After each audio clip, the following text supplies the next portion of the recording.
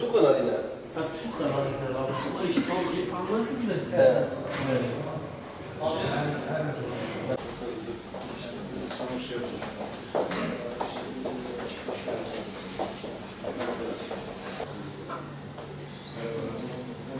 İşler nasıl gidiyor?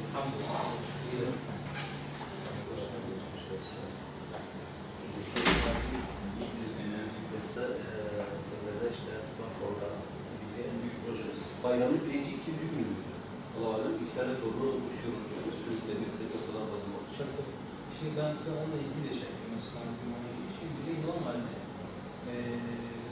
şehrin içiyle ilgili 10 kilometrelik kısmı biz şartlı olarak belediyeye verdik.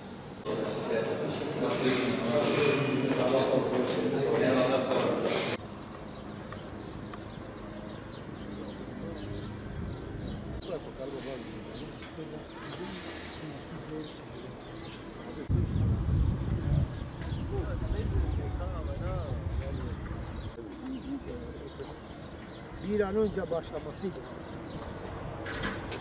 Batman Barajı. Allah. Kullanayım.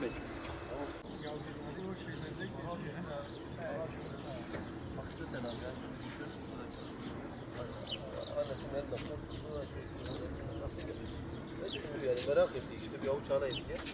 Ne düştü nasıl olacak? Hem yürüyüş yolu var.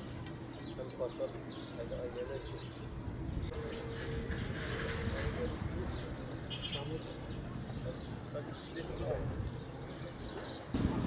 Tarım alanlarının sulandırılması amacıyla kullanılan bu su kanallarının bazıları yaklaşık bir 10 kilometre kadarı şehir içinden geçmekte.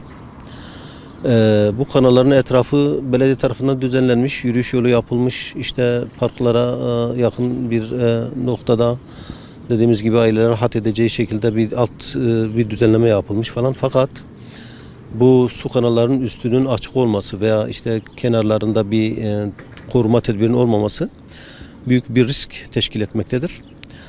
Bu yaz mevsiminde birkaç aile bizi aradı ve çocuklarının suya kapıldığını, Allah'a şükür boğulmadıklarını, son anda kurtarıldıklarını ancak boğulma tehlikesi geçirdiklerini söylediler. Yani il dışında boğulmalar da yaşanmış durumda. Bugün bu mevzu konuşmak üzere Devlet Su İşleri Müdürümüzü ziyaret ettik. Müdür Bey'den bununla ilgili açıklamalar aldık. Müdür Bey bu su kanallarının etrafının, şehir içindeki kısmının etrafının kapatılması ve tedbirin alınmasının belediyeye ait olduğunu, aralarında bir protokol olduğunu söyledi. Biz basın aracılığıyla hem ilgili kurumlara sesleniyoruz hem de halkımıza sesleniyoruz. İlgili kurumların bir an önce bu su kanallarının etrafında bir tedbir geliştirmeleri, bu riskin ortadan kaldırılması için çocukların, hani çocuktur, gençtir, suyu görünce havalar sıcak Batman'da haliyle suyun cazibesi var.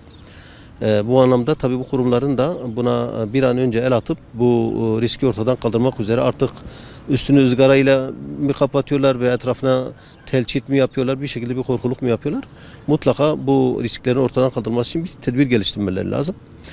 Allah muhafaza bir canımız giderse, bir çocuğumuz, bir gencimiz giderse bunun maddi karşılığı olamaz. Dolayısıyla kurumların bir an önce ilgili kurumun bu tedbiri geliştirmesi lazım. Buna ilgili dediğim gibi Hüdapar İl Başkanı olarak biz bunun takipçisi olacağız. Kurumların işleyişi bazen ağır olabiliyor. İşte bu ihalesidir, şudur budur falan derken evet bu tedbirlerin bu su kanalının kenarındaki tedbirlerin alınma vaktine kadar ve o süreye kadar belki de bu konuda bir iki görevlinin görevlendirilmesi, işte halkı sudan uzak tutmaya, gençleri uyarmaya ve dediğimiz gibi Allah muhafaza bir boğulma vakasına karşı bir kurtarıcı görevini üstlenecek bir artık projenin, bir planın geliştirilmesi gerekiyor.